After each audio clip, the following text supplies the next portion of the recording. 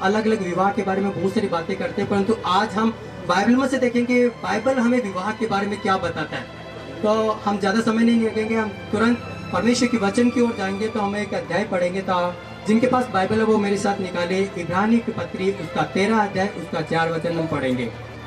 वो परमेश्वर की ओर से, न कि इंसान की ओर से, बल्कि हमारे खुदा की ओर से आदर की बात है।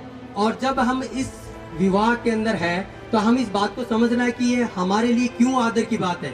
तो इसलिए हम एक अध्याय और पढ़ेंगे। तो हम जाएंगे उत्पत्ति के अंदर, उसका दूसरा अध्याय उसका 18 वचन हम पढ़ेंगे। जल्दी से अंदर पढ़ दीजिए। उसका अकेला रहना अच्छा नहीं है।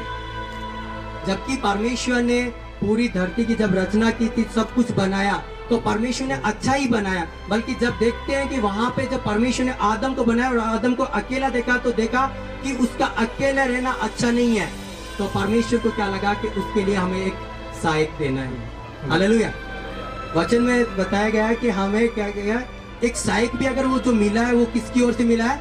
परमेश्वर की ओर से मिला है। और हम देखते हैं जब स्टार्टिंग के अंदर कैसे स्त्री की आदम को बनाया और आदम को देख रहा है कि परमेश्वर पे आदम वहाँ पे अकेला रह रहा है और अकेला रहना किसी का भी अच्छा नहीं है। तो परमेश्वर क्या करता है? आदम को गहरी नींद में डाल देता है। और गहरी नींद में डालने के बाद में क्या करता है? उसकी एक फसली निकालता है और उस फसली के द्वारा क्या बनाता है? एक स्त्री की रचना करता है, स्त्री को बनाता है और उसका नाम हवा रखता है। और जब परमेश्वर ने देखा अब इन दोनों को साथ रहना ही क्या है? अच्छा है।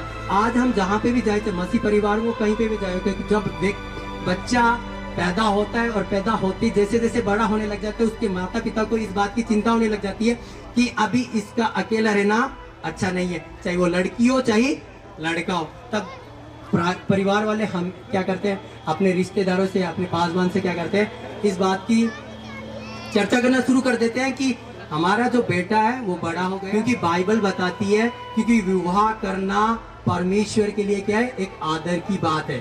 हालेलुया। और आज हमारे बीच में भारत भाई और संगीता सिस्टर की जब शादी हो रही है, तो ये हम सब के लिए आदर की बात है। और क्योंकि इसको आदर किसने ठहराया? हमारे परमेश्वर ने ठहराया। हालेलुया।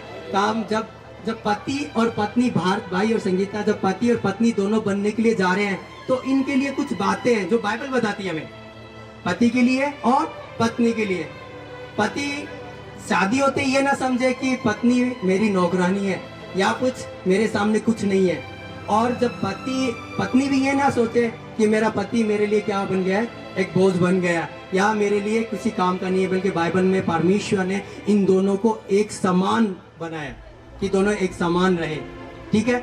और रिस्पेक्ट करनी है। तो हम एक अध्याय पढ़ेंगे। तो आप मेरे साथ निकाले इफिसियों के अधीन रहना है। यहाँ बहुत सारे जिनकी शादियां हो गई है, उनकी भी पत्नियां उनके साथ में आई, वो सब जानते हैं कि हमें क्या रहना है? अपने पतियों के अधीन में रहना है। यह नहीं कि शादी होने के बाद में तू क्या मैं क्या, या तू कुछ बोलेगा और मैं कुछ और। जो वचन बोलता है हम वचन के अनुसार ही चलते हैं। और बाइबल बताती है जिन परिवार ने, जिन लोगों ने वचन के अनुसार, हम एक एग्जाम्पल पढ़ते हैं। इतना समय नहीं है कि हम जो पूरा बाइबल के वो सारे वचन निकाल के पढ़े, पर वो बाइबल में बताया गया जब परमेश्वर ने अब्राहम के साथ एक प्रॉमिस, उसको एक वादा किया था कि मैं तुझे एक पुत्र दूंगा और वो क्या, और तू इस पूरी जाति को क्या बनेगा? पिता बनेगा। मैं तेरे को एक पुत्र दूंगा। और उस समय जब उनके साथ में उसकी पत्नी रहती थी, वो जो पत्नी थी वो बांझ थी, उनको बच्चा नहीं था। परंतु परमेश्वर ने जो वादा किया उस वादे के अनुसार वो परमेश्वर क्या करता है? काम करता है।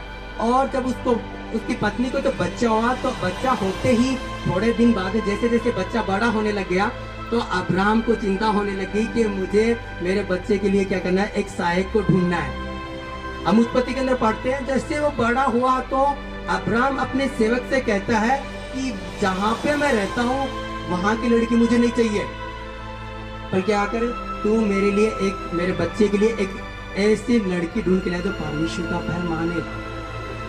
क्योंकि जहाँ पे अब्राहम रह रहा था वहां पे कोई भी लड़की परमेश्वर का भय मानने वाले नहीं थी और उसको पता था कौन लड़की कैसी है। इसलिए वो अपने सेवक को बोलता है तुझे क्या करना है? जाना है और मेरे बच्चे के लिए क्या लेके आना है? एक लड़की ढूंढ कर लेके आना है। तो वहां पे उसका सेवक क्या कहता है? और वहां पे तो वो क्या देख रहा है कि ऊंटों को पानी पिला रही, इसका मतलब वो लड़की हार्ड वर्कर है और लोगों की रिस्पेक्ट करने वाली है, क्योंकि बाहर से अनजान व्यक्ति आ रहा है, हम उसकी क्या कर रहे हैं, रिस्पेक्ट कर रहे हैं। और ऊंटों को पानी पिला रही है, इसका मतलब हार्ड वर्कर है।